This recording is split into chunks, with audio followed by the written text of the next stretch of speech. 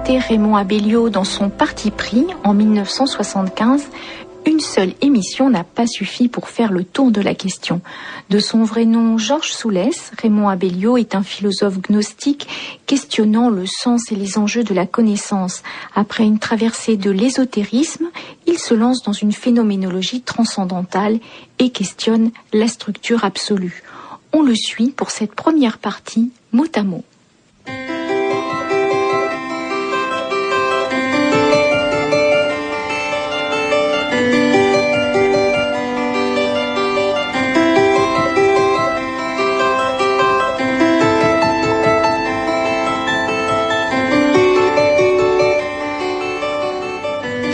Bonjour, comme chaque vendredi, un parti pris mot à mot avec aujourd'hui Raymond Abellio.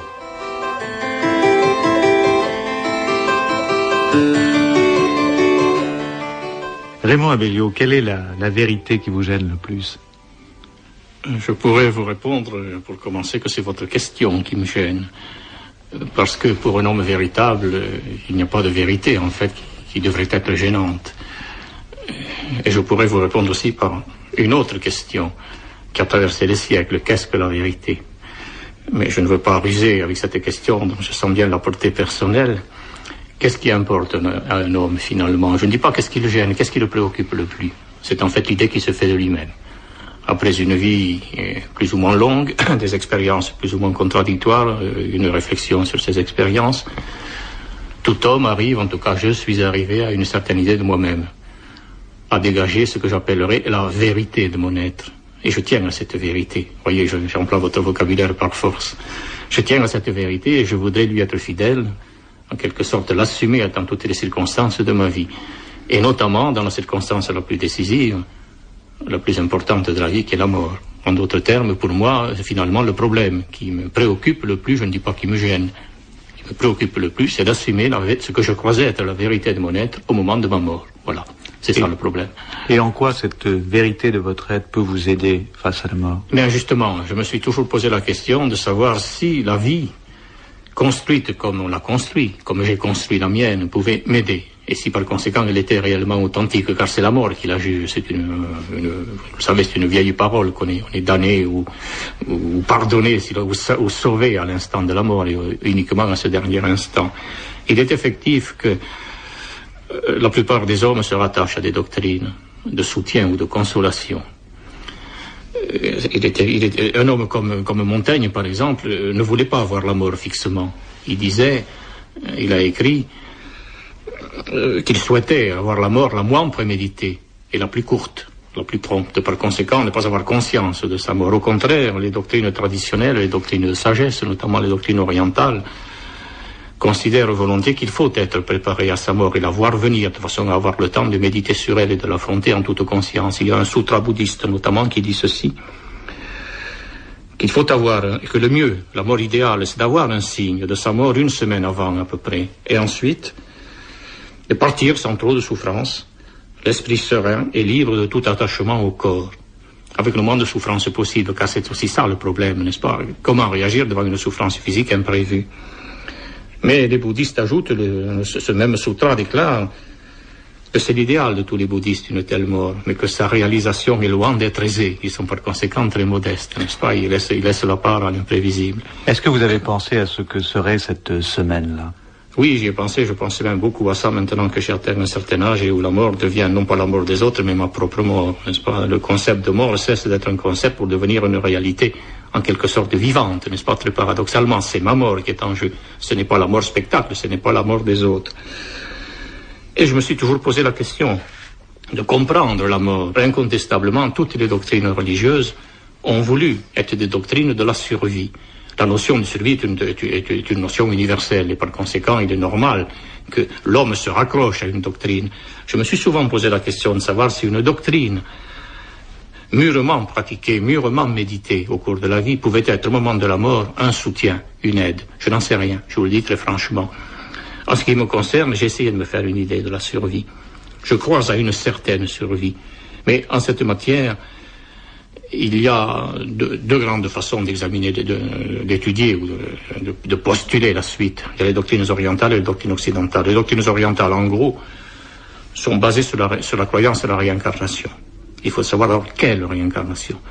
La doctrine chrétienne, la doctrine occidentale sont au contraire basées sur l'immortalité de l'âme, ce mot d'ailleurs étant très vague et restant à définir, et essentiellement aussi et surtout sur la résurrection des corps. Or, on ne trouve pas facilement dans les études théologiques chrétiennes, catholiques ou autres, une définition réellement satisfaisante de ces mots. L'âme, qu'est-ce que c'est que l'âme, n'est-ce pas? Comment se situe-t-elle? Immortalité de l'âme. Saint Paul dit, il y a le corps, l'âme et l'esprit. Moi, je suis volontiers enclin à penser à l'immortalité de l'esprit, du principe spirituel, universel, impersonnel. Tandis que l'âme, si j'ai bien compris, dans la conception des chrétiens, c'est une âme personnelle, une âme individuelle, une sorte d'entité globale, n'est-ce pas? Et d'ailleurs que le dogme de la résurrection des corps ne fait que renforcer quant à cette croyance à l'individualité subsistante après la mort. Je ne crois pas. Je pense que cette individualité composite qui est la nôtre sur Terre, celle de l'homme extérieur, de l'homme de chair, vaut-elle la peine d'être ressuscité réellement dans cette sorte d'individualité? Je n'en sais rien. Je préfère là, sur ce plan, la conception que les orientaux se font de l'âme. Les orientaux se font de l'âme, ont de l'âme une doctrine en quelque sorte pluraliste. Il y a plusieurs âmes pour eux, plusieurs étages de l'âme. Les Chinois disent par exemple, il y a 4 âmes inférieures et 3 âmes supérieures. Il y a plusieurs âmes, donc 7. L'homme étant symbolique, bien entendu, ils ne les ont pas comptés. Il y a 7 âmes, 4 âmes matérielles et 3 spirituelles. Cette décomposition aussi est symbolique. Et les âmes matérielles à la mort suivent au fond le destin du corps. Elles restent attachées par leur côté substantiel, leur relatif côté substantiel aux différentes parties du corps auxquelles elles étaient attachées. C'est pour ça qu'on dit qu'elles rampent, qu'elles ne se dispersent pas immédiatement au moment de la mort, tandis que les âmes spirituelles, elles, au contraire, sont plus subtiles et montent directement vers le soleil. Cela expliquerait d'ailleurs dans une certaine mesure les doctrines spirites, car ces messages spirites, ces messages des morts, sont frappants dans la mesure où ils sont, je ne dis pas vulgaires, si vous voulez, mais très terre à terre, n'est-ce pas? Le mot convient parfaitement bien, comme si, après la mort, une certaine partie de l'âme, de la psyché des morts, restait attachée à la matière par une sorte de, comment dirais-je, de conservatisme, n'est-ce pas, d'attraction, d'appétit subsistant, de regret de quitter la terre. Et les messages venant de cette partie inférieure, en quelque sorte, de la personnalité, cela expliquerait que ces messages sont tellement, finalement, peu enseignants, qui contiennent tellement peu de haute philosophie, si vous voulez. On est frappé parce qu'il n'y a pas de haute philosophie, il n'y a pas de métaphysique. Voyez, ces doctrines, qu'elles soient réincarnationnistes, et là aussi la réincarnation, bien entendu, il ne s'agit pas, selon moi, d'une réincarnation globale, d'une personnalité globale, sauf dans le cas d'être très fruste, n'est-ce pas, ou encore enfantin.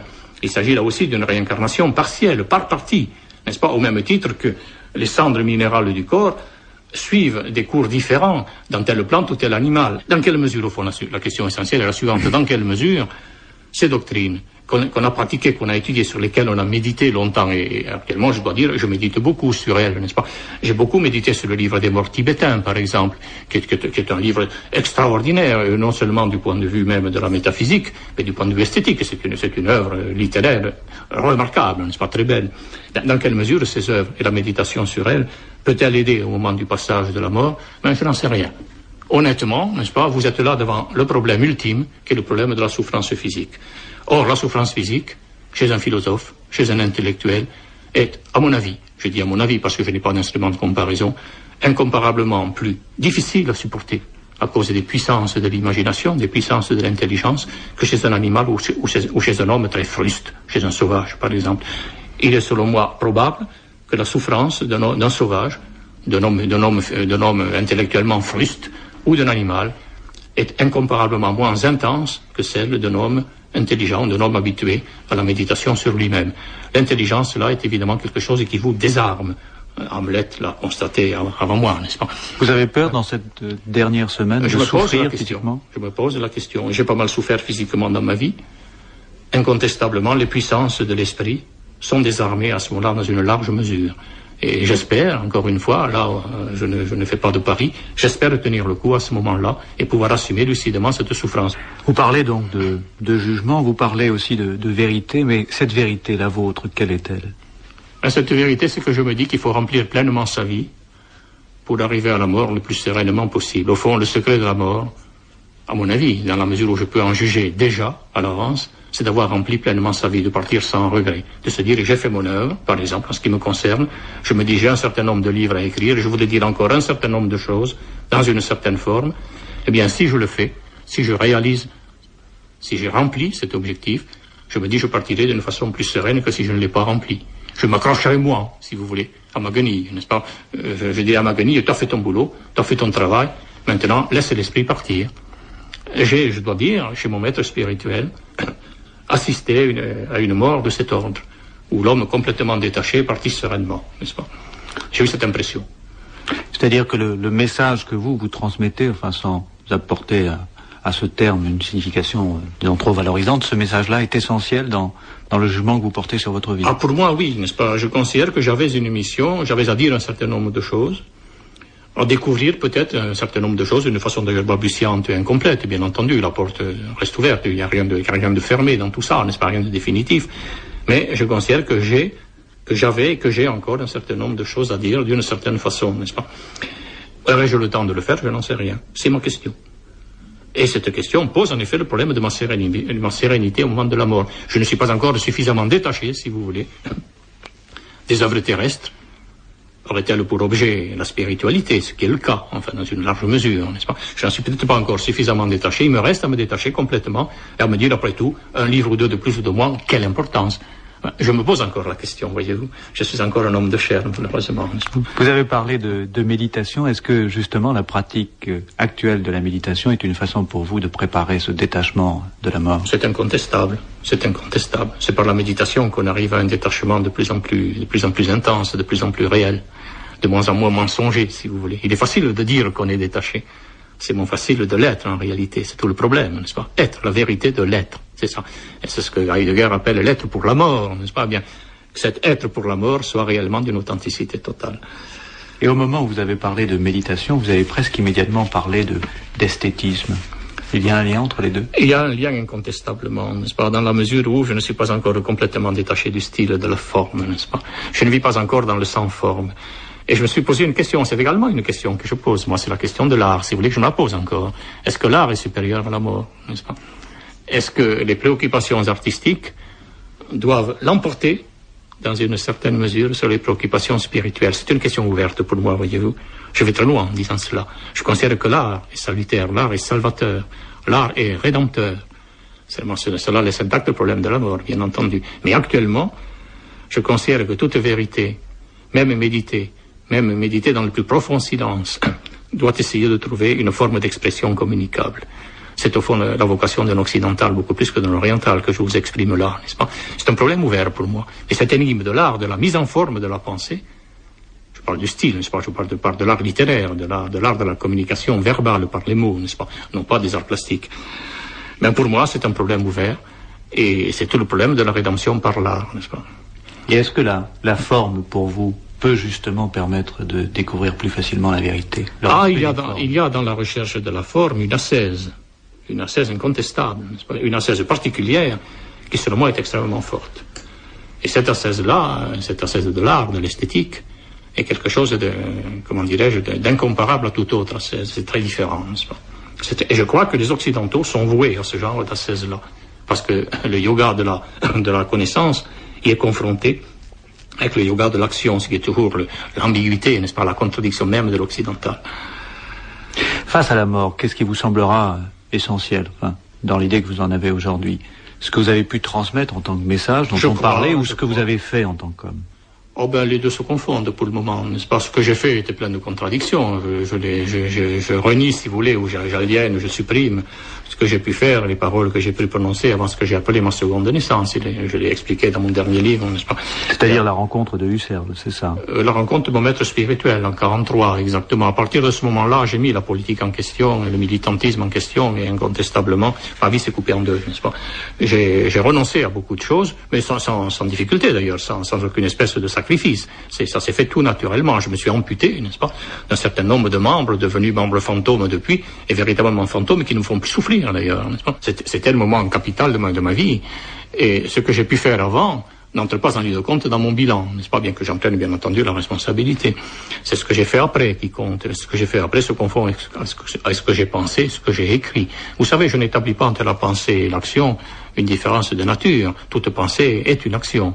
Les pensées s'inscrivent dans l'invisible et ne meurent pas, n'est-ce pas? Ce sont des sortes d'entités qui se développent en dehors de vous peut-être, mais dont vous êtes quand même le centre, n'est-ce pas? Et qui restent quand même centrés sur vous. Il y a là une action, incontestablement. Tout à l'heure, à propos de la mort ou de l'après-mort, vous avez évoqué le soleil. C'est un symbole? C'est un symbole et en même temps plus qu'un symbole, n'est-ce pas? Le soleil est quand même, a été longtemps dans les religions, vous le savez, n'est-ce pas? Le symbole de la divinité, n'est-ce pas? De la divinité supérieure. Et il marque la direction du haut, n'est-ce pas? Il marque la direction du jour, la direction verticale vers le haut, vers le zénith, n'est-ce pas? C'est-à-dire la direction vers laquelle monte l'esprit. Tandis que la matière minérale, le corps, au contraire, obéit à la loi de l'entropie, c'est-à-dire à la loi du mouvement descendant. Il va donc vers la terre, si vous voulez. Il y a entre le soleil et la terre la même dialectique qu'entre l'esprit et le corps. Entre la terre et le soleil, où se situe l'amour? Il se situe partout, n'est-ce pas? Il est le courant ascendant et descendant, si vous voulez. Il est des deux, n'est-ce pas? Il est le processus d'ascension et d'involution qui relie le soleil et la terre. De façon biunivoque, dans les deux sens, n'est-ce pas? Selon moi. Maintenant, l'amour, lui aussi, est soumis à la dialectique ascendante, bien entendu. Il y a l'amour charnel qui peut se sublimer en amour spirituel, mais sans amour charnel, il n'y a pas d'amour spirituel. Selon moi, enfin, l'amour spirituel est moins intense. La véritable intensité absolue, si l'on peut employer ces mots, n'est-ce pas, de l'amour, se situe dans la conjonction de l'amour charnel et de l'amour spirituel. Qu'est-ce que l'amour charnel peut apporter à l'amour spirituel? Il apporte un banc d'épreuves, tout simplement, sans lequel l'amour spirituel se perdra dans la sublimation, dans la billevesée ou l'idéalisme, n'est-ce pas? Il lui apporte le banc d'épreuves comme la terre, d'ailleurs. La terre est le lieu de la contradiction. C'est là qu'est le lieu de la discorde et de la nécessité dont parle Héraclite. Si vous voulez, s'il n'y avait pas de terre, s'il n'y avait pas d'obstacle devant vous, il n'y aurait pas de saut, il n'y aurait pas de montée. C'est l'obstacle qui implique la montée. Mais quel est l'obstacle dans l'amour charnel? C'est la dualité des sexes. C'est le fait que vous êtes en présence d'une femme et que vous n'êtes pas le maître total du jeu. Vous avez une femme en face de vous, par conséquent un obstacle. Qu'on le veuille ou non, il y a une guerre des sexes. Et attention, je n'employais pas le mot de guerre au sens où il faut détruire l'adversaire. Au contraire, il faut l'absorber, il faut le convertir. Car en fait, la véritable féminité n'est pas la féminité extérieure, à la limite, à la fin de la dialectique, c'est la féminité intérieure. Le processus du Christ, c'est de développer en lui la féminité qu'il n'a pas au début. Tout le processus de la montée christique est un processus de féminisation du Fils. C'est capital, n'est-ce pas, ceci pour moi? Ce qui veut dire que pour vous, le Christ aujourd'hui pourrait être le symbole de tout un mouvement de promotion de la femme, entre guillemets? Vous savez, ça a été déjà dit. On a voulu que le Saint-Esprit soit féminin, n'est-ce pas? Tout ça, ce sont des mots, selon moi, quand ils ne sont pas soutenus par une philosophie réellement bien déduite, bien réglée, n'est-ce pas? Mais incontestablement, il y a chez le Christ un mouvement de féminisation intérieure, tandis que la féminité virile, attention, est essentiellement extérieure. C'est un comble de chaos, n'est-ce pas, selon moi, la féminité virile, attention. Vous parlez à propos de ce rapport donc charnel, vous parlez de l'homme maître face à la femme, la réaction de maître. C'est celle que vous avez éprouvée? Non, absolument pas, n'est-ce pas? Il n'y a pas de réaction de maître ou d'esclave. Il y a une relation. Comme premier réflexe. Une relation duel, n'est-ce pas? Bien entendu, au début, n'est-ce pas? L'homme est conquérant, la femme est passive.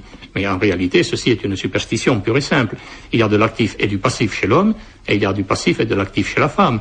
Chez la femme, le passif devient actif dans la dialectique, et chez l'homme, l'actif devient passif. C'est pour ça que je parle de féminisation de l'homme, au sens de cette volonté conquérante tournée vers l'extérieur, se transforme au cours de la montée spirituelle en volonté conquérante tournée vers lui-même, et par conséquent aux yeux du monde en passivité, en véritable féminité intérieure. Voyez-vous, l'homme est double, la femme aussi.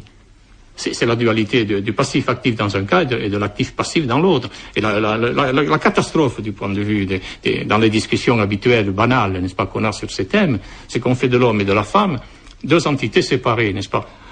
Tantôt l'un objet, l'autre sujet, réciproquement. On les divise pas, on les dualise pas. En réalité, ce sont deux entités duelles l'une et l'autre. Et vous avez affaire là, alors, un problème capital, qui est un problème de quaternité et non pas de dualité. Toutes les théories de la connaissance depuis 2500 ans ont opposé la dualité de l'objet et du sujet. Elles sont forcément enfermées dans une impasse. Il n'en est jamais rien sorti, sauf des synthèses verbales. En réalité, la dialectique est double. Elle n'oppose pas l'objet et le sujet, auquel cas il n'y a pas de dialectique, car en fait la contradiction est immédiate et on est dans une impasse, je le répète. En vérité, tout tourne sur une double contradiction.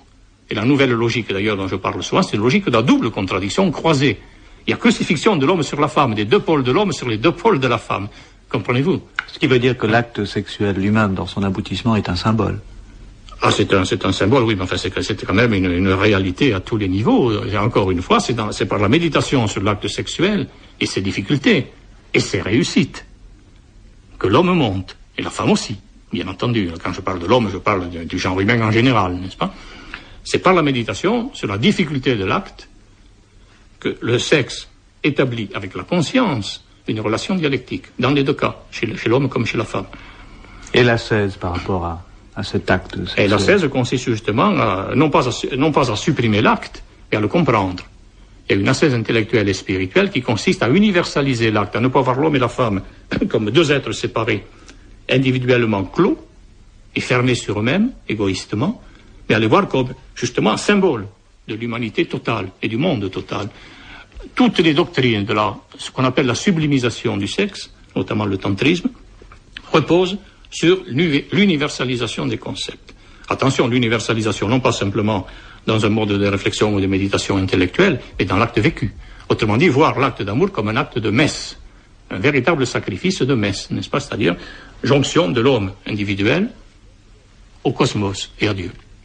Dans cette dernière semaine, revenons toujours à ce problème-là, qu'est-ce qui vous aidera le plus? Est-ce que c'est vraiment le message que vous aurez fait passer, ou est-ce que c'est l'amour que vous aurez donné et que vous aurez vécu? Oh, j'espère bien que le message que j'aurais fait passer ne se traduira pas par des titres de livres. Vous comprenez, c'est évidemment mon être qui va en être transformé. Si mon être n'est pas transformé par mes livres, si mon être n'a pas été mon être véritable, mais la vérité de mon être ne résulte pas d'une sorte de transformation de mon être même.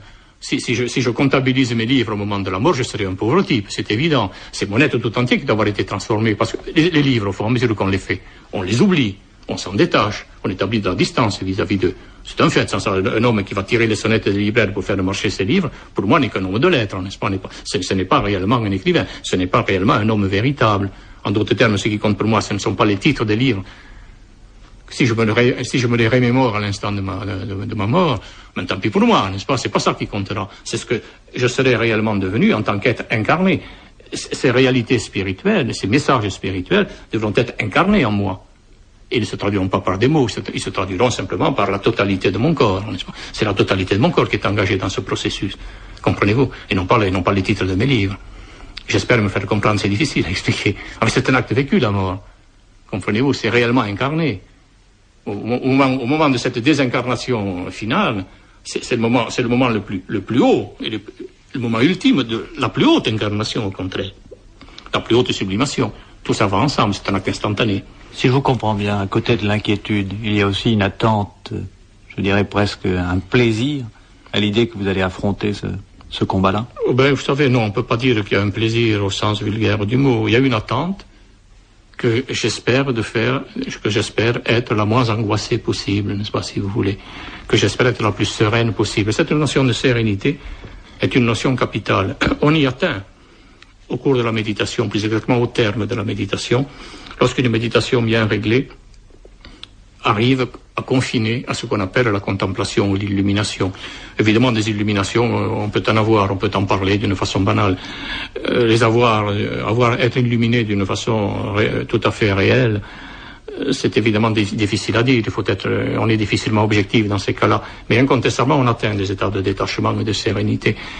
Il faut y atteindre de façon continue. Je crois que, quant à mon second mouvement, j'y atteins. À mon second mouvement, n'est-ce pas? J'atteins à une sorte de détachement. Mon premier mouvement est quelquefois un mouvement d'humeur. J'ai un corps, malgré tout, un corps qui souffre, un corps qui revendique, n'est-ce pas? Bon, dans ce premier mouvement, ce corps peut me trahir. Dans le second mouvement, non. Je reprends la maîtrise de mon corps. Mais je voudrais que dans la mort, le premier mouvement et le second mouvement soient synchrones, si vous voulez, n'est-ce pas? Que mon premier mouvement ne me trahisse pas, c'est tout.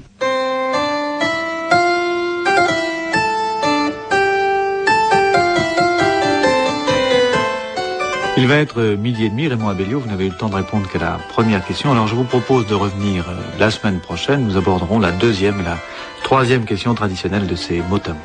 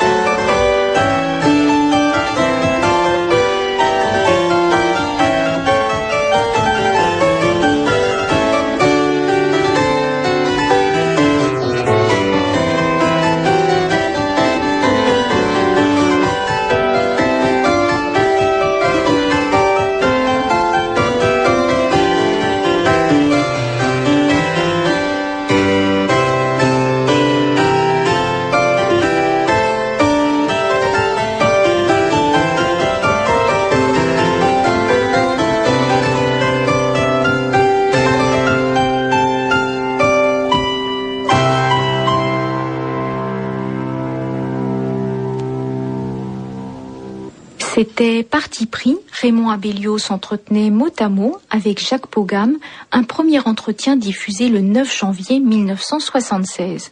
Tout de suite, on retrouve la seconde partie de ce Parti pris. Pour aller plus avant dans la question de l'engagement moral et politique, Raymond Abellio s'entretient avec Jacques Pogam.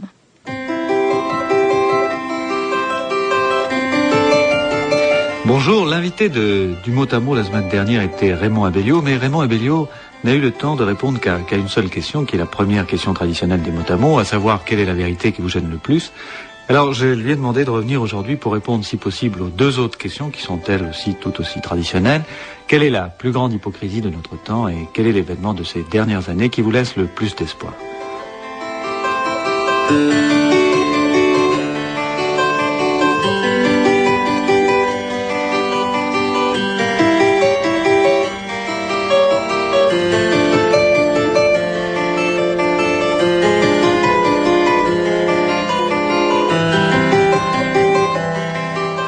Raymond Abellio, quelle est pour vous la plus grande hypocrisie de notre temps?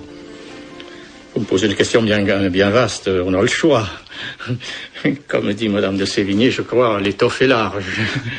Bien écoutez, en ce qui me concerne, je crois que l'une des plus grandes hypocrisies, en tout cas celle dont l'étude m'intéresse, c'est l'emploi continu en politique de mots abstraits qu'on coupe de tout contexte, en fait, qui prennent valeur par eux-mêmes, comme les mots de liberté, de paix, d'indépendance, indépendance nationale ou non, n'est-ce pas, droit des peuples à disposer d'eux-mêmes. Ce sont des notions très abstraites qui sont extrêmement difficiles à définir et qui sont au contraire très faciles à manier en tant que mots et qu'on manie à tout propos. À quoi correspond le maniement de ces mots? Le maniement de ces mots correspond à l'exercice même de la politique, n'est-ce pas, qui dépend d'une volonté de puissance. Je voudrais faire la critique d'ailleurs de ces mots très sommairement pour bien les situer. Si vous voulez, vous verrez que presque toujours ils prennent place dans un contexte politique, n'est-ce pas. Liberté, par exemple, vous savez le mot fameux de ce héros Dostoïevski, Chigalev, n'est-ce pas. J'ai inventé un système où régnait la liberté absolue. Et à ma grande surprise, j'aboutis maintenant dans l'application de la dictature absolue, n'est-ce pas? Bon, la liberté, pour moi, c'est la liberté de l'homme intérieur, c'est pas le libre arbitre, n'est-ce pas, qui est une notion purement subjective, c'est beaucoup plus profond que ça. Le libre arbitre est une notion naïve pour moi, n'est-ce pas? Bon, le mot paix, c'est la même chose. On parle de paix au moment où, justement, le monde est en guerre. Vous comprenez, plus le monde est en guerre, plus les factions rivales se déchirent, plus on parle de paix. Spinoza l'a dit d'ailleurs lui aussi, c'est, je crois, même le dernier théorème de son éthique. La paix n'est pas l'absence de guerre, c'est une vertu de l'âme. Cela situe déjà le plan d'emploi de ces mots, n'est-ce pas? Il y a un plan naïf qui est le plan de la puissance, le plan de la politique, et il y a un plan transcendantal qui est le plan de la connaissance. Et c'est partout pareil, le droit des peuples à disposer d'eux-mêmes aussi, c'est absolument dérisoire, n'est-ce pas, quand on voit ce qui se passe en Angola aujourd'hui, où on donne la liberté au peuple angolais, n'est-ce pas, son indépendance nationale, on le décolonise, et immédiatement des factions se créent, mais pas des factions véritablement nationales ou nationalistes. Ce sont des factions qui sont manipulées de l'extérieur. On sait bien que l'Angola devient le champ de bataille actuellement des États-Unis, de la Russie et même de la Chine. Nous le savons, n'est-ce pas? Bon, indépendance, c'est la même chose. Le mot d'indépendance est un mot qu'on n'a pas le droit de manier, surtout dans un monde où tout est interdépendant.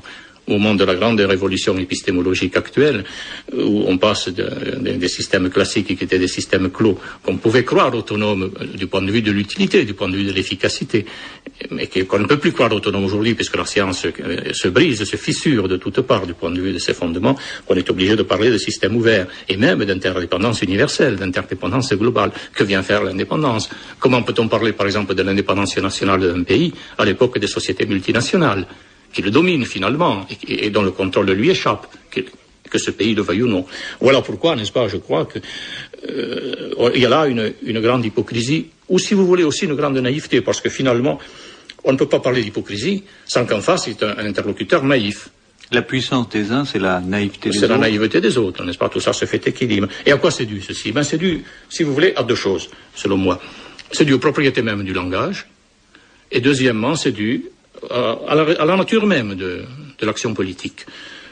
Du point de vue nature du langage, c'est évident. Le langage est un langage linéaire, c'est un langage articulé qui est linéaire, n'est-ce pas? Comment voulez-vous qu'un langage linéaire puisse se rendre compte d'une réalité qui est forcément globale, qui est forcément universelle, où tout est interdépendant, et on s'en rend compte de plus en plus.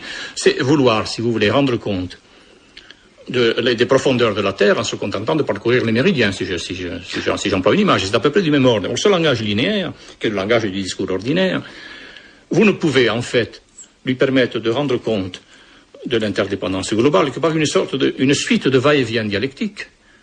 Parce qu'il faut rendre compte des interactions. Et les interactions sont forcément des rétroactions, des feedbacks, comme on dit en cybernétique. Mais pour rendre compte de cette sorte de ces relations d'interaction qui sont globales, il faut faire une sorte de va-et-vient dialectique permanent. Ça surcharge tellement le discours que ça le rend impossible. Et que finalement, l'homme politique qui cherche, lui, l'efficacité immédiate est obligé de court-circuiter tout ça et de continuer, n'est-ce pas, le discours sans s'occuper du va-et-vient dialectique. Mais au nom de l'efficacité, est-ce qu'on pourrait trouver un autre discours politique ? Je ne le crois pas en ce qui me concerne, n'est-ce pas? Au nom de l'utilité, je ne crois pas, n'est-ce pas? Je dirais même que la politique a tendance à simplifier dans l'autre sens, dans le mauvais sens, et que ce langage linéaire devient en politique un langage ponctuel. C'est le mot, c'est pas la phrase qui devient efficace, c'est le mot tout seul, qu'on hypostasie en quelque sorte, dont on fait une entité isolée, n'est-ce pas? Je vais vous donner un exemple, dans mon expérience personnelle, dans où je faisais de la politique, il y a 40 ans de ça, je faisais des réunions d'unité d'action avec les communistes, vers 1934, je me rappelle. 35, après la déclaration Staline-Laval. Et c'était pas bien entre nous, évidemment, je voulais les attaquer, n'est-ce pas, mais les attaquer d'une façon qui ne soit pas antidisciplinaire et qui soit relativement feutrée. Et au cours d'une réunion publique, devant, je sais pas, plusieurs milliers d'auditeurs à Romans, dans la Drôme, j'ai déclaré publiquement aux communistes que cette tactique, n'est-ce pas, du Front populaire, cette tactique sans programme, au fond, n'est-ce pas, qui acceptait, au fond, une unité très peu organique, j'ai voulu l'assimiler au pacte que le Kuomintang venait de passer avec les communistes chinois. Autrement dit, je reprochais, si vous voulez, aux communistes chinois d'avoir passé un pacte avec le Kuomintang, organisation bourgeoise, n'est-ce pas, et contre-révolutionnaire, pour essayer d'éveiller leur attention sur la situation analogue ou vaguement analogue qui était en train de se préparer en France, où nous étions en train de passer, en effet, nous aussi, des pactes, n'est-ce pas, véritablement compromettants avec notre propre bourgeoisie. Inutile de vous dire que évoquer la question chinoise devant des militants de la base à l'époque, c'était évidemment battre l'eau avec un bâton. Ça ne servait rigoureusement à rien, n'est-ce pas? Ils n'étaient pas au courant des problèmes chinois. Moi non plus d'ailleurs, pas très bien. Le communiste qui m'a répondu, qui était le leader du rayon Drôme-Ardèche, on ne s'est pas embarrassé de circonlocution. Il m'a accroché, d'une façon d'ailleurs hypocrite lui aussi, et même cynique, n'est-ce pas? En disant, on nous parle, camarades, d'un prétendu pacte. Il a dit, on nous parle. Il n'a même pas dit, l'orateur socialiste nous parle, on nous parle. Et il a fait une phrase tout à fait stéréotypé, qui a duré 10 minutes, avec des incidents, n'est-ce pas? Mais il n'y avait pas de points, n'est-ce pas? C'était des virgules, et ça a relancé perpétuellement de plus en plus paroxystique, n'est-ce pas? Quant à la tenue même de la période, si vous voulez. À la fin, il a brandi le poing au-dessus de sa tête, il a écrasé le poing sur la table, en hurlant, n'est-ce pas? Le seul pacte que je connaisse, camarade, c'est la Russie des Soviets, avec l'accent du Midi. La Russie des Soviets. Inutile de vous dire qu'il a été acclamé, n'est-ce pas? J'ai été écrasé. Un pacte qui équivaut à la Russie, c'est le type même du langage ponctuel. Vous comprenez? Mais cette hypocrisie ponctuelle, est-ce à dire que, en politique, la vérité, c'est uniquement ce que l'on arrive à faire croire? Non, parce que quand même, l'efficacité commande et on ne peut pas mentir tout le temps ou être hypocrite tout le temps, d'où d'ailleurs le fait qu'il s'agit d'hypocrisie changeante et le fait aussi que ce langage évolue.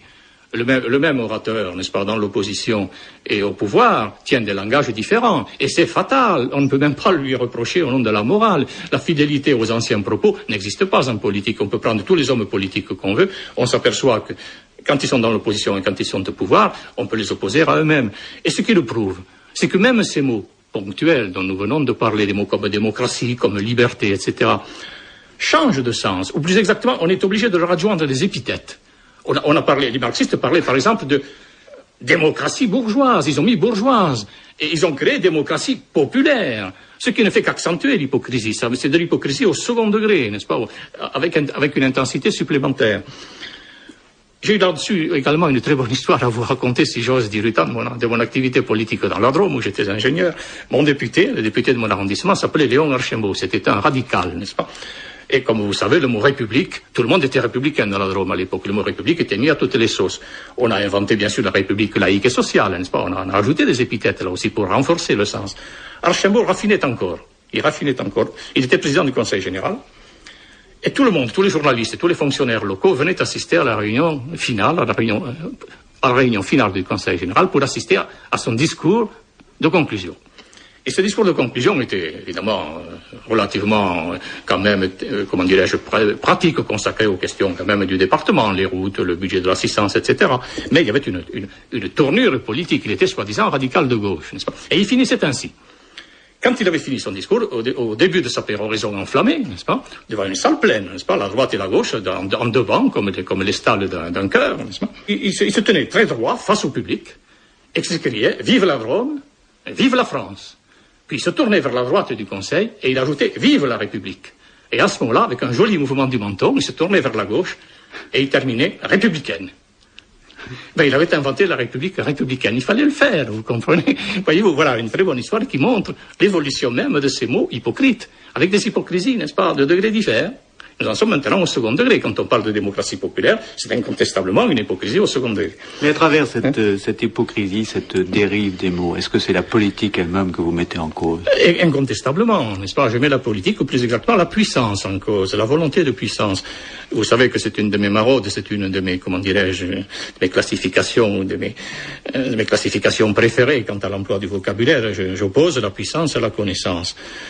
Et en effet, elle s'oppose, on n'y peut rien, n'est-ce pas? Il y a entre elles une transcendance. La puissance, au fond, comment la définir? C'est-à-dire le champ d'action qui prend pour champ d'action la politique. Vous ne pouvez pas la définir en disant autrement que elle s'exerce à travers la discorde, à travers des choix. Un homme politique est obligé de faire des choix. Il va de système clos en système clos, n'est-ce pas? En essayant évidemment de les élargir le plus possible. Obligé de faire des choix, il est forcément partiel. Et j'ajouterais qu'il est partial. Il vit dans la discorde, il vit dans les oppositions. Un homme politique sans ennemi, ça ne se conçoit pas. Il ne peut pas y avoir d'unité politique, n'est-ce pas? S'il y en a une dans un pays déterminé, s'il est petit, forcément il y a des ennemis extérieurs qu'on attaque, sans ça on ne pourrait pas subsister du point de vue politique. Au contraire, la connaissance ne connaît pas d'opposition. Elle ne connaît que des complémentarités. Et c'est tout à fait différent. Elle cherche partout la positivité de l'ennemi. Elle n'a pas d'ennemi. Elle transforme l'ennemi en collaborateur, n'est-ce pas? Elle se cherche tout le temps des complémentarités et non pas des oppositions. Elle cherche toujours à donner raison à l'autre, vous comprenez, ou à intégrer en elle l'autre, qui a tendance à s'opposer à lui. C'est tout le problème, n'est-ce pas? C'est-à-dire qu'il y a correspond à cette différence puissance-connaissance, une différence de type d'homme. Oui et non, n'est-ce pas? Oui et non, parce que vous savez, chaque homme a en lui à la fois des facteurs de puissance et des facteurs de connaissance. Ils sont soit latents, soit patents. Ce qu'il faut, c'est sublimiser. Vous êtes passé presque de l'un à l'autre. Je suis passé de l'un à l'autre par une véritable conversion. Il s'agit de conversion, n'est-ce pas? Et contrairement à l'opinion courante, on ne se convertit jamais mieux que dans les défaites. Ce n'est pas du tout déshonorant de se convertir dans les défaites. Les défaites sont faites que pour cela. Il n'y a de défaites que du point de vue du passé et non pas du point de vue de l'avenir. Bon, je me suis converti parce que j'ai échoué complètement. Je me suis trompé complètement dans une certaine action politique, n'est-ce pas? J'ai mal évalué les forces en présence, les évaluant mal, tout en ayant fait des choix idéaux, bien entendu, au nom de grands principes. Là aussi, je me bourrais le crâne moi-même, bien entendu, n'est-ce pas? Il y a toujours une part de naïveté, même chez le cynique. Car vous étiez cynique? Non, je ne peux pas dire que je l'ai été. En tout cas, j'ai tellement échoué, n'est-ce pas, sur ce plan que j'ai bien vu et assez tôt qu'il n'y avait pas que le résultat n'était pas atteint, ne pouvait pas être atteint, qu'il n'y avait pas d'efficacité dans mon cas, n'est-ce pas? Dans une certaine mesure, vos échecs ont été votre justification ensuite? Ah ben, mes échecs m'ont servi, en tout cas. Ils m'ont servi. Ils ont provoqué ma conversion, incontestablement. Si j'avais été royal, flamboyant, n'est-ce pas, dans mes succès, il est bien évident que je n'aurais pas subi les secousses que j'ai subies et que je ne me serais pas posé des problèmes à moi-même, n'est-ce pas? J'aurais cultivé le succès. Tandis que là, j'ai analysé la défaite. Et sans prétendre faire, d'ailleurs, je dois dire, c'est une période très courte, sans prétendre faire de plaidoirie en ce qui me concerne, d'autodéfense, si vous voulez. J'ai passé 3 ou 4 mois à me poser des questions, à essayer de me disculper, si vous voulez, aux yeux des autres, pas à mes propres yeux. Mais après, j'ai trouvé ça déshonorant, n'est-ce pas? J'ai cessé d'essayer de me disculper. Comprenez-vous? Qu'est-ce que c'est que l'honneur par rapport à la politique? C'est encore un de ces mots, voyez-vous, qui sont très difficiles à définir. N'oubliez pas Sainte Thérèse d'Avila, tenez, vous me posez la question, qui protestait énergiquement en Espagne contre l'idolâtrie du point d'honneur, n'est-ce pas? Cet honneur qui consistait à affronter des adversaires pour un oui, pour un non, n'est-ce pas? Mais cette idolâtrie du point d'honneur, qu'on a vu d'ailleurs en France fleurir dans les duels, n'est-ce pas, que finalement on a été obligé d'interdire. Eh bien, pour moi, c'est véritablement l'excès même de la volonté de puissance. La volonté de puissance, c'est quand elle devient idiote, vous comprenez? Elle a le droit d'être intelligente, bien entendu, et Nietzsche l'a bien assez prouvé. Mais elle a aussi le droit de devenir idiote. Elle le devient dans cette idolâtrie du point d'honneur. Il y a maintenant un honneur, évidemment, qui est une passion. Mais je crois qu'il faut le dominer par l'intelligence. Or, malheureusement, il faut bien dire que la politique occidentale, depuis maintenant pas mal de temps, est devenue le domaine des passions et non pas le domaine de l'intelligence. Ça me paraît également très caractéristique. Les hommes politiques intelligents sont des hommes politiques désarmés, n'est-ce pas? Ce sont des hommes politiques condamnés, même, on peut dire, d'avance. Vous pensez à qui, par exemple? Non, je ne sais pas donner de nom. Je serais obligé de polémiquer, ça m'ennuierait, ce n'est pas mon genre, n'est-ce pas? Enfin, je pense à certaines condamnations, n'est-ce pas, à mort, n'est-ce pas, qui ont frappé finalement l'intelligence, la souplesse intellectuelle, n'est-ce pas, l'excès de souplesse intellectuelle, l'excès d'intelligence. Le péché d'intelligence en politique ne pardonne pas. Il y a au contraire des pays où on a encore le droit d'être intelligent parce que la passion, étant donné la modestie de ces pays, leur caractère faible, de puissance relativement faible, peut encore jouer. Je pense par exemple en Suisse. En Suisse, il y a eu pendant la guerre un ministre des Affaires étrangères qui a été obligé d'avoir une politique de souplesse vis-à-vis des Allemands et des Italiens. Il était encerclé de toutes parts, n'est-ce pas? Eh bien, il a mené non pas une politique de collaboration, pas du tout. Il a mené une politique de souplesse, de compromis. Inutile de vous dire que les Américains, en tant que peuple passionné, voyaient ça d'un mauvais œil. Mais en la libération, plus exactement, en la signature de la paix, en 1945, les Suisses ont remercié gentiment ce monsieur. N'est-ce pas, en disant, cher monsieur, vous avez rempli votre rôle. Maintenant, vous allez céder la place à un ami de l'Amérique. Enfin, quelqu'un qui peut dire, sans être mis en contradiction avec lui-même ou avec ses anciennes paroles, qu'il est un ami de l'Amérique. Puis on l'a flanqué dans un grand conseil d'administration, c'est tout, on l'a pas condamné à mort, vous comprenez, c'est tout le problème. Si je vous comprends bien, vous êtes en train de faire là le plaidoyer de Pierre Laval. Si vous voulez, oui. Pierre Laval est un homme que j'ai finalement plutôt respecté. Après l'avoir traité vraiment d'une façon extrêmement lamentable avant la guerre, n'est-ce pas, où j'ai crié Laval au poteau comme tout le monde. C'est pour vous dire combien, à ce point de vue-là, on change, ou en tout cas combien j'ai changé. Sur quelle base respectiez-vous Pierre Laval? Le fait qu'il a épuisé ses forces, n'est-ce pas, dans un combat difficile avec les Allemands. Il a essayé de sauver le maximum. Il a vraiment essayé de sauver le maximum. Évidemment, c'est une politique de compromis. Et il a essayé d'être un bouclier, si vous voulez, là où De Gaulle était une épée, n'est-ce pas? Je crois, moi, en toute honnêteté intellectuelle, qu'il faut à un pays un bouclier, qu'il lui faut aussi une épée, que les deux n'étaient pas inconciliables. J'ai pensé, ça a été mon erreur intellectuelle, n'est-ce pas, pendant la guerre, à la fin de la guerre, que ces deux politiques étaient complémentaires et non pas opposées. Comprenez-vous? Ça a été ma grande surprise. Et ça a été une des raisons, d'ailleurs, un des facteurs de ma conversion. Ma grande surprise était de constater qu'on opposait le bouclier et l'épée, qu'on condamnait l'un au nom de l'autre. Mais par rapport à ce jugement global, le bouclier et l'épée, il y avait quand même autre chose chez Laval. Avec le recul de l'histoire, vous croyez que l'antisémitisme, par exemple, était une chose qui lui était tout à fait étrangère? Laval, l'antisémitisme lui a été imposé. Il n'était pas dans sa propre nature. Il a sauvé des Juifs, Laval, comme tout le monde, n'est-ce pas? C'était pas dans sa nature profonde. Il occupait une place, n'est-ce pas? Où réellement une ascèse lui était imposée. Du point de vue des mesures qu'il était obligé d'accepter. Il y en a certaines qu'il a acceptées, qu'on a raison de lui reprocher, mais il ne pouvait pas faire autrement. Alors, deux choses l'une, où on accepte, n'est-ce pas, la position de bouclier, et le bouclier reçoit des coups, vous comprenez, bien entendu, ou on ne l'accepte pas. Cela dit, c'est un point de vue très général, n'est-ce pas, telle ou telle mesure, forcément, était critiquable, bien entendu, n'est-ce pas, mais dites-vous bien qu'il voulait céder un peu pour obtenir beaucoup, ça a toujours été la même chose chez lui. En reprenant cette hypothèse, alors Brasillac, lui, vous le condamnez? Je suis beaucoup plus, sensible à l'exécution de Laval qu'à celle de Brasillac, parce que vous m'obligez à dire des choses là que je dis d'ailleurs, parce que je les pense très profondément, n'est-ce pas? Brasillac est un homme qui, après son procès, si mes souvenirs sont exacts, n'a pas élevé de plainte en disant à ceux qui le condamnaient, vous me faites ce que je vous aurais fait. Comprenez-vous? Il était parfaitement honnête en disant ça. Il acceptait par conséquent d'être mis sur ce plan-là. Laval, lui, on lui a fait ce que lui n'aurait jamais fait. Vous comprenez la différence? Selon moi. Je me trompe peut-être. Je ne suis pas dans la peau de Laval, bien sûr. N'est-ce pas? Je n'ai jamais été. Je ne souhaite pas y être, bien sûr. Mais j'imagine fort bien que Laval aurait pu dire honnêtement, tel que je le juge de l'extérieur, vous me faites ce que moi je ne vous aurais pas fait. Tandis que Brasillac a eu le courage énorme, n'est-ce pas? Dramatique, pathétique de dire « vous me faites ce que je vous aurais fait ». Par rapport à cette définition de la puissance politique, de l'homme politique, la distinction droite-gauche pour vous n'a aucun sens? Elle a un sens en politique, elle n'en a pas pour moi. Elle n'en a pas pour moi, parce que si vous voulez, elle en a un, bien sûr, dans la mesure où j'étudie les choix politiques, je suis bien obligé de savoir ce qu'ils cachent, n'est-ce pas? Mais il est incontestable qu'aujourd'hui, notamment, la différence verticale que j'établis entre la puissance et la connaissance l'emporte de loin entre la différence horizontale qui s'établit entre la droite et la gauche. D'ailleurs, vous savez, ces distinctions aujourd'hui sont réellement presque caricaturales quand on pense à ce qu'elles étaient il y a encore 50 ans en France, n'est-ce pas? Est-ce que par la voie de la puissance, il est impossible d'aboutir aux mêmes conclusions que par la voie de la connaissance? Je crois qu'il y a un saut que la puissance ne peut pas faire, sauf quand elle se renonce elle-même. Et quand elle se renonce elle-même, la puissance, évidemment, devient puissance intérieure.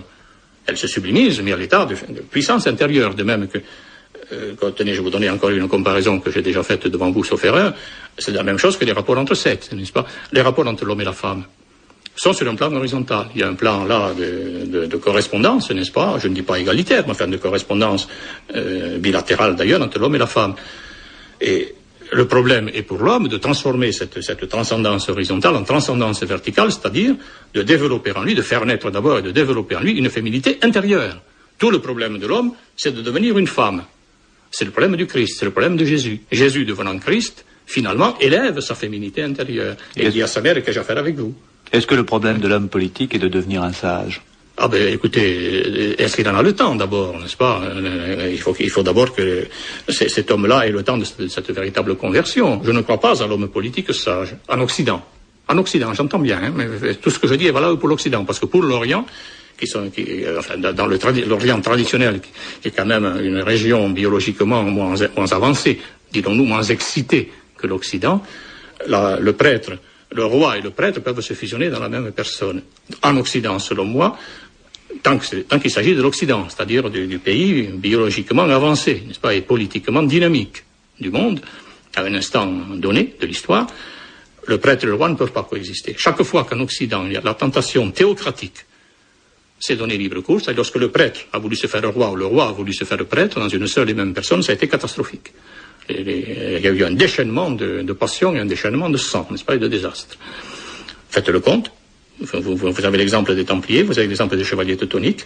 Je ne parle pas de Jeanne d'Arc, c'est différent, mais vous avez l'exemple, tenez, de l'absolutisme des rois, n'est-ce pas, de l'église gallicane. Ça a très mal tourné, ça a été le commencement du déclin de la royauté française. Vous avez la religion anglicane de Henri VIII qui a voulu se créer d'une façon autonome. Et bien, de ce fait, l'Angleterre s'est sortie de l'Occident.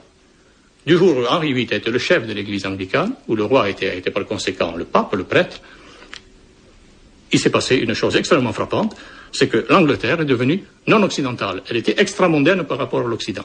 Elle a joué un rôle par conséquent de division en Occident. À ce moment-là, elle s'est réfugiée chez elle, et elle a vécu dans une sorte d'extramondanéité pour parler en langage philosophique, qui a fait qu'au fond, elle n'a pas participé à la politique de l'Occident, sauf pour y exacerber les antagonismes. Vous ne participez plus non plus à la politique, vous êtes réfugié dans la connaissance, mais à qui, en France, aujourd'hui, confier la politique, si des gens comme vous ne s'y intéressaient pas? Ah, mais ça, la politique n'a pas besoin qu'on lui confie des gens, on l'en trouve toujours, vous savez, c'est la vieille question, si tout le monde faisait comme vous, si tout le monde se réfugiait dans sa tour d'ivoire.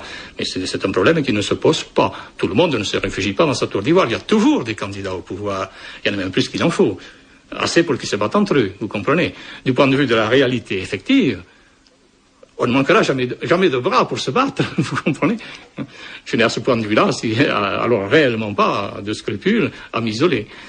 La connaissance actuellement ne peut que s'isoler. C'est provisoire d'ailleurs, n'est-ce pas? Parce que il est certain qu'à certaines autres époques, aux époques de Renaissance par exemple, la connaissance revient sur le devant de la scène et elle obéit elle aussi à la tentation de devenir institutionnelle et par conséquent de créer des organismes, n'est-ce pas, de direction, cléricaux ou autres. Et c'est le commencement de son déclin d'ailleurs. C'est un fait. Du jour où dans un pays avancé, dans un Occident, notamment dans l'Occident avancé, puisqu'il ne peut être que tel, n'est-ce pas? Il ne peut que cultiver les dualités de l'Occident. Dans une telle situation historique, lorsque la cléricature se veut institutionnelle, elle se donne des règles, elle se donne des disciplines, elle crée des impératifs, elle devient morale, et non, elle cesse d'être métaphysique pour devenir morale et régenter les mœurs. On peut dire qu'à ce moment-là, la connaissance connaît une nouvelle crise, n'est-ce pas? Elle commence à dégringoler. Vous disiez tout à l'heure que la situation actuelle était provisoire. Vous croyez donc aux cycles historiques? Ah, je crois, oui, très, très fondamentalement, très, très, très fermement, oui, aux cycles historiques. Je crois que nous sommes dans une période terminale pour l'Occident actuel, n'est-ce pas? Et que tout ce que nous faisons aujourd'hui est préparatoire en vue d'une disparition, premièrement, et puis d'une renaissance, d'autre part, secondement.